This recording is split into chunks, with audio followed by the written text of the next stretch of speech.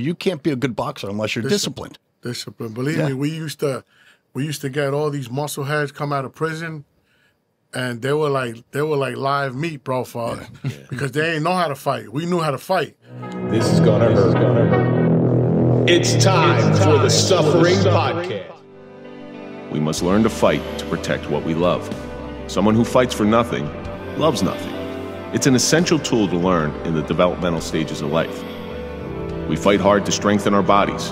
In turn, the preparation and training strengthens our mind. Rarely will you see somebody confident in their combat skills be the aggressor in any confrontation. They always know that at any moment they can unleash the beast that they've worked so hard to chain. A strong fist equals a strong mind. Missing one component leaves you unbalanced and vulnerable. As the Chinese proverb says, it's better to be a warrior in the garden than a gardener in a war. I'm Kevin Donaldson here with Mike Failace, and on this episode of the Suffering Podcast, we sit down with Butch Sanchez to discuss the suffering of a boxing trainer. Butch has fought his entire life, but now has a new fight on his hand, and in studio, the Benny Love, who I've been following for quite some time, just so you know. It's champion Benny Love. Champion Benny Love? Champion Benny Love. Well, Butch has been so kind to bring the what is this? Every boxer's a champion, right? Whenever you see a boxer, you call him, hey, champ. That's right. Is this the middleweight? Welterweight. Welterweight. We're gonna discuss all that stuff. Before we get into it, let's throw a big shout out to Toyota of Hackensack. We buy our cars from Toyota because we don't trust anybody. So go to toyotaofhackensack.com. Let them find you a car. So Butch, thank you so much for joining us today. We've heard so much about you. Of course, our connection is through Mike DePalma. Of course, every connection. So here we go, Hoboken again. And Benny, that's how I found out about you, is through Mike, and he really talks both of you up. He really does. He's a good dude. Mike's a good dude. Hey, Mike's a good friend of our show, so whoever he recommends, more than welcome to come in. We don't even vet him after that. He's like, yeah, that's good. Before we get into anything, we take a question from our audience every week. This week's question comes from Helen. When you want to quit, what do you do, or what do you say to yourself to get over that moment? Butch, you're our guest today. Let's start with you. First of all, good question by Helen. In my case, when I want to quit, I look at my wife. She's your rock? My family and stuff. Yeah. Sometimes at the end of the day, your family is the rock which you break yourself on. Yeah. 100%. And if you don't have that strong foundation at home, the rest of your life doesn't matter. Yeah. Benny, what do you think? My why. Your what? My why. Your why. My why. What's your why? Family, generations, breaking chains. Breaking chains. I like that. Breaking the chains of anything in particular? Yeah, the old poverty, the old way of thinking. You know, readjusting to the new world. It's like getting off the street. Getting off the street. Well, I know you're into some really big things now, so. Yeah. Yeah, so it's a good move forward, and it's got to be setting a hell of an example for your children. Well, it comes from inside, man. I believe in God, and I fight hard, and I was taught by drug dealers and killers, so I don't do that no more. That's good. That's good. So that's what our show's all about. It's overcoming those hardships that you were thrust into. You didn't really have a choice, I'm sure, when you were younger. No choice. You looked up to it. You were around it all the time, and I know it was very prevalent in Hoboken at one point in time. Not so much now. I guess it is still there now. But I was lucky. I looked up to guys like him. Yeah. You know, he's older than I am, and he always set a good. He was always a good role model. He was always into the fighting. He was always with his family. It's nice that you point out that he's older than you. I appreciate that. Yeah. How old are you? I'm 53. Yes. You guys are older than me. 56. I'm the oldest guy in the room again. I'm still the kid in the room. I'm only 25. Yeah. Mike, what do you think? When you want to quit, what do you tell yourself? You know, I mean, you really just have to push through. You know, there was a quote that I heard that said, when something bad happens, three things could happen to you. It could either define you, destroy you, or strengthen you. And I mean, that's it. If something bad's going to happen, you're going to let it destroy you, or if you're going to take on that personality, you know, or you power through it and it strengthens you.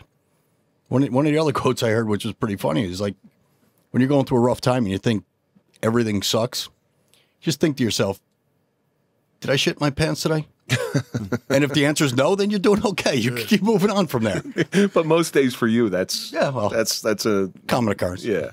I go through a lot of underwear. I'm a big believer that winners never quit. That's what defines a winner. You know, and I'll bring it home to the boxing world. I think Teddy Atlas said about Mike Tyson, if you had to ask him what Mike Tyson's true record was, it was 0-5. Forget about all the other fights. This guy was so great and so talented that he just powered through everybody. But when he was met with that immovable force, somebody who was equal or maybe even a little bit better than him, he quit. So I take this on to a new level when I coach kids football. All right, so I've seen some really talented kids. And when that kid is met with an obstacle of somebody who is equal or better than them, they're going to do one of three things. They're going to quit, they're going to cheat, or they're going to rise above. Those who rise above, those are the ones who become winners. Those are elite. Those are the elite guys. Those are the elite guys. That's what makes an average guy to an elite guy. We've seen this in football our whole lives. How many guys you've seen who were so good and never went anywhere because they never had that drive to take it further and overcome, and they just quit. And if you ain't cheating, you ain't trying. Helen, thank you so much for sending that question in. We really do appreciate the questions. Keep sending them in, and we will try to get them on the air. So, Butch, this is a long time coming because we've heard about you now for, I'm going to say, a good part of a year and a half. And we've been trying to get in contact with you. We finally got you in the studio. I want you to tell our audience a little bit about yourself. So you have some high standards to live up to now because De Palma blew you up, you know. So. Oh, Mike's a good dude. Well, with me, I grew up in Hoboken. At a young age, my stepdad, who raised us, took us all to a boxing gym. It was 4 boys, and what gym was it? A Mile Square Gym in Hoboken on 1st and Grand Street. Yeah, that was like 1979, 78. That's because Hoboken is a mile square, right? So they named it Mile Square Gym. It was named Mile Square Gym. And from there, I took a taking to, I used to love to motivate people. So I started training little guys, and I started motivating them and stuff like that. And then the owner of the gym, who has money, he then years later started signing pro fighters and gave them to me and my partner to train. And that's how we started our training the pro fighters. And it just started escalating where we had a great run for many years and won many titles and traveled all over the world. And was it a good relationship with your father? My stepdad, it was a great relationship with him. Unfortunately, he committed suicide because he lost a lot of money. He was a big-time businessman in Hoboken, and he lost a lot of money and committed suicide. Oh, that's a shame. But he taught us everything. You know, it's that father-son bond, whether it's a stepdad, whether it's an adopted parent, There's no uncle. such thing as a stepdad. Yeah, it's just a dad. A father's a father. A father's the one who raises you. Correct. It's not blood. Yeah. Yeah. So I tell people that step, they should eliminate that. Yeah. Well, it takes, Well, I'm sure you never considered him your stepdad. Never. Yeah. It's very easy to be a dad. It's very easy to be a dad. And my real dad's alive. Anybody can be a dad. I have no relationship with him. But it takes a real man to be a father. It takes a real man. But that's how I bond with my children. And that's why I coach them, because it gives me the opportunity. Not because I really want, I don't really want to overbear them. I grew up with something like that, having that overbearing father who did coach. I take it more as an opportunity to train them and to look inside them, to spend time with them, rather than be on the sidelines. I'm actively involved. That's beautiful. And it gives you something to talk about too. Right. You know, you can go home and talk about the games. Yeah. You know, I was always involved. That's a plus. I was always involved in my kids' sports. My son and my daughter. I mean, I hated soccer my whole life. Her first year she played soccer. Oh. I was one of those idiot soccer coaches. I don't know the first thing about it. That's the one thing. My youngest played soccer. I'm like, oh, come on. I'll tell you, it's a tough sport. You're a football guy. Yeah, exactly. About soccer, but it's that special bond. But I think there's something to be said for if you were to have all this boxing knowledge, all right, and you were to pass on without passing on this knowledge, I consider that a real wasted life in anything. 100%. Your belief in God, Benny. It's if you don't pass that knowledge on to somebody, it is really a wasted life, in my opinion. And it doesn't. You don't have to have children to pass it on. You pass it on to the next generation, so they can pass it on and they can pass it on. So like, I commend you for reaching out and starting with those little kids because they're fun ones. Oh wow, forget it. It's the future. Well, you know, with kids, they'll sit there and listen. You know, you take someone like I was an instructor in the police academy, and you get those new recruits, they're going to listen to you. You know, you get those old grizzled veterans, and you're having an in-service class. You're like, shut up, kid. You know what time's lunch? You know, you take the kids at a young age and you mold them. And, you know, I mean that's really what it's all about. Oh, you're an instructor. Wow, you did a lot of screaming then. Oh God, I lost a lot of my hair from it too. Yeah. So the first time you stepped in a gym, what was that feeling when you were a little kid? I liked it because of all the noise. I remember hearing bang, bang, bang, and the speed bag. The speed bag is something you can never get out of. And then people sweating and hitting the bag. And you're talking 1978. It was prime time to step into a gym. You got it was Sylvester Stallone up on a big smelly. That's what I was going to say. The first thing had to be the smell. Hot, right? Yeah, very hot because no air conditioning. There's no air conditioning in boxing gyms. gyms. Now it's central air. Now it's different. But back then, I remember going up the stairs and it was like... That's like music to my... I used to love that sound. Yeah, but then you would actually smell... You could smell the glove in your nose without getting hit. It was like... It was... That was my part because I ain't like getting hit. So I transitioned over to work in the corner. And I found out that I liked better being in the corner than getting hit. Well, you work in a corner. What's your forte? Is it the mitts? Is it just overall training? I was, if you go on to some of my, what I did was I supervised everybody. I had a mid guy, the best mid guy in the business, my partner Ping. I had another guy that I had work on speed, and then I would supervise everything. If I saw you just working on one thing, I would tell you, look, we got to change it up. You're being too repetitious. So I would supervise everything. If you look at the corner, we did a episode on Channel 4 called Corner to Corner, where they did a special on me, and they followed me around because I would just do everything, supervise all my guys. I had 2 other trainers. It was me and 2 other trainers, and I supervised both of them on whatever I wanted them to do. If you're not jabbing enough, I'll tell you, look, he's got to jab more. You know, he's got to step. He's being too straight up. Bring the chin down, lower the knees, this, that. So it's too white. Yeah, no, there's some tough white guys, man. That white, that's a myth. You got tough white guys, brother. Well, that's when Cooney comes in here. I'm just going to break his chops about being a white guy. The maybe white not hope. too hard. The white hope. Maybe not too hard. We had Stewie too. You met Stewie. Stewie boxed. Yeah, Stewie fought. So I hear story, and I know Stewie, but I hear he was a tough little bastard. Tough. Yeah, Stewie was tough. Yeah, I guess my brother gave him the biggest beating of his life. my older brother. Yeah, he tells everybody that. What did he do? Catch him doing something wrong? In the street or in the ring? No, in the street. Yeah. They were at the time they were doing that angel dust and all that crazy stuff. Yeah, you know, they sort of go awry. But, you know, in the inner cities, especially in the inner cities, you have youth that flock to these gyms. And I used to do some stuff with East Orange Pal. And sure enough, you know, some of the kids that were in there, they were on the border of getting into some bad stuff. One night I'm on patrol when I was working, and they were stealing something, and I see one of the kids running. I'm like, yep, that's Tariq. I knew exactly who it was, and I caught him. And I said, what do you think Coach Bilal is going to say to you? What do you think? He's going to beat my ass. That's exactly what he said to me. He's going to beat my ass. I said, he got you into boxing to get you out of this garbage. You know, and thankfully we were able to get the kid help. And last I checked, the kid's on the straight and narrow. But that's what boxing does.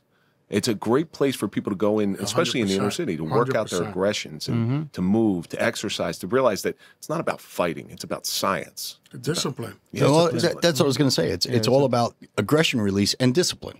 You can't be a good boxer unless you're disciplined. Discipline. Believe me, we used to get all these muscle heads come out of prison, and they were like live meat, bro, for us, because they ain't know how to fight. We knew how to fight.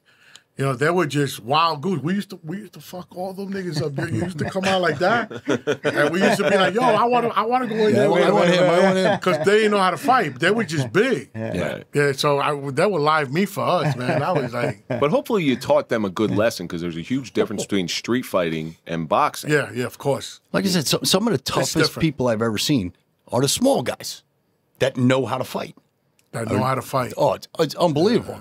And usually, I've seen them beat the shit out of some bigger guys. I'm like, oh, Yeah, how the hell usually that happened? a guy that knows how to fight is the most genuine person you're gonna meet, the most respectful person. When you know what you know, you don't need to be a loudmouth or not. Because you you're could be the most polite guy in the world. You know, and I found that across mixed martial arts, boxing, Yeah, any MMA, all that, yeah. any type of combat sport. They are normally the calmest people in the world, and they are very rarely if Mike didn't try to screw me up always on my opening, you would have heard my opening, and they're very rarely the aggressors. They are the warriors in a garden.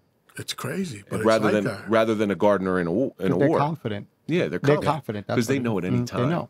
They know. Because it's the guy unleash. with the big mouth that tries to prove himself. Yeah. You know, he's always Guys, like shooting the fucking yeah, yap. you go and- somewhere, He's not and confident. this Yeah, guy's exactly, yelling, exactly. he's got his pants halfway down, and you're like, yo, man, you don't know, man, I'll break your neck in a second. What about so you got the dog on your T-shirt? The my dog boy. that barks the loudest is rarely going to bite. It's the one that's quiet. The one that gun's gonna come and he just snatch you. Oh yeah, yeah. But that's what it teaches. It teaches young kids who maybe don't have that structure at home. You know, then that happens. A lot of them don't. Frequently in the inner cities because inner city. maybe they don't have a father, or their home life's a little jacked up, or they don't have a lot of money, Yeah. and they don't know how. They were never taught properly how to deal with their emotions. So you bring them in a boxing gym, and it's like, no, bro, you got to keep it Release under all control. that stress. You teach them how to channel. Yeah, you got to keep it under control. or they don't have the self-esteem also. Now, once they see that, you know, what they could do in a, you know, Or you hitting a heavy bag. either or you thought you were a bad boy and now you figure out you're not. Yeah. Well, it's a Well, humble. Mike You're Tyson. humbled. Oh, who's it? Mike Tyson said it. He goes, everybody's a tough guy till they get Till they punched get right in the punched in the fucking face. mouth. Everybody has a plan. Yeah, he's right. So right. I bring my youngest kids, both my kids into Ed Leahy, who knows you. Oh yeah, good so- guy from Dover. So yeah, but he also runs the PAL in my town. So I bring my kids there. He's in Dover, no? He is, but he also has one in he runs the PAL in Parsippany, New Jersey. So I bring my kids over there, and my son always, you know, he's always into boxing and stuff, and I said, son, it's a humbling experience when you get knocked down. I always thought I was a pretty tough guy, but when I'm thinking I'm leaning up against a wall and that's the canvas on my face, it's a humbling experience. You think you're tough. You bring you right down. Oh yeah, but isn't that the truth though? We all need to be humbled from time to time. Yeah, it happens to all of us. Yeah. How humbling was it for? And I hate to keep harping on Mike Tyson, but how humbling was it for him to get knocked out by Buster Douglas? Yeah. He was an unbeatable champ. Yeah, and once he lost, That was it. He was He was beatable. never the same nobody again. was that scared of him anymore. Well, you had that with Roy Jones Jr. So Roy Jones Jr. got a little older, and Pound for pound. and he got just a hair slower. And then once somebody beat him, Tava, yeah, once Antoine Tava.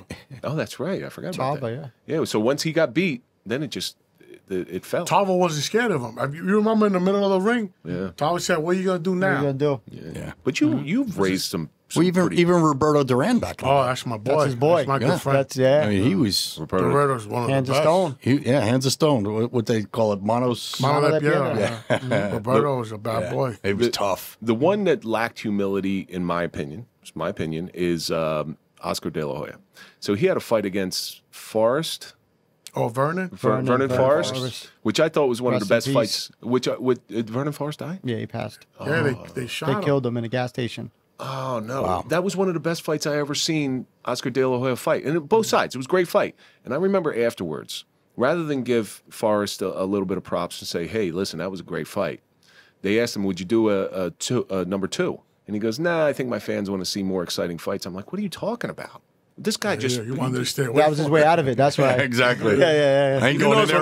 I ain't going in with him again. but that's what happens, you know, and you know, he's got his own thing going now, but I never liked that, and it never sat right with me because he Yeah. lacked that humility. No, that was him running away from the next one. Yeah, you know, and Exactly. that's why I was always a big fan of George Foreman, because he had Big George. Well, especially as he got older, he Good guy. became humble. Yeah, I saw him in an elevator once. He's made tons of. Oh, you see how big his hands are? He's got the biggest hands I ever seen on a human being. He shook my hand. Yeah, They're like that. he was like a circus freak. And you know, and it's big funny hands. the way he punched as he got older. He just like leaned into you, and that big fucking sledgehammer, He was knocking people all. It didn't even look like he hit someone hard. Well, he came back in his 40s and took the belt. Jerry, when you get Jerry, ask Jerry if he hits hard. Yeah, Jerry. Right. Yeah, that's right. Yeah, well, He knocked Jerry out. I listen. I saw him in his George Foreman grill days when he was commentating, and he was a very, very nice, very sweetheart of a man. Oh, I wanted real to pinch. nice guy. I wanted to pinch his cheeks. I mean, he was just adorable. He's made a ton of money with that. Yeah, that's grill. good for him. Good for him, because I know boxers as they get older. And I know Jerry was running that FIST program to help retired boxers, because I know they tend to get taken advantage of by their upper management. Holyfield's one of them. Yeah. Well, King broke. World Productions. Almost broke. Yeah. By King World Productions or something like that. And Well, he got into a lot of investments. They took advantage of him, and he lost all his money. He had to sell the house he made for his family when he fought Mike Tyson. Remember that big house he made? That was generational. Like, Yeah, that was Joe Frazier had that same thing with Cloverlay. So Cloverlay was the first corporate boxer, I guess you would call it, where you had investments behind them. And Cloverlay really just picked the money, and by the time he died, he was pretty broke. Yeah. He was running that gym in Philly. But I mean, unless you're not a big name boxer, you don't make that much money, right? Exactly. You know, I mean, you see these guys like Mike Tyson was making $22 million a fight because that's Not Mike everybody. Tyson. It's only the top. And now the guys on the undercard are probably walking out of there with $5,000. You know, 1,500. getting their brains beat in. You know, But how much has MMA taken away from the sport of boxing? Nothing. Our fan base is totally different. Yeah. And boxers make way more money than MMA guys. Yeah, they always And have. MMA is it's a tough sport. Yeah. You know, Because it's in and out with MMA. Yeah, but see, with them, one fight could end your career. You know, you get decapitated here and this and that, and that's it. It's over. It's a different mindset, but I know a lot of boxers try to make the transition because right now, I'm going to say right now, the limelight is on them.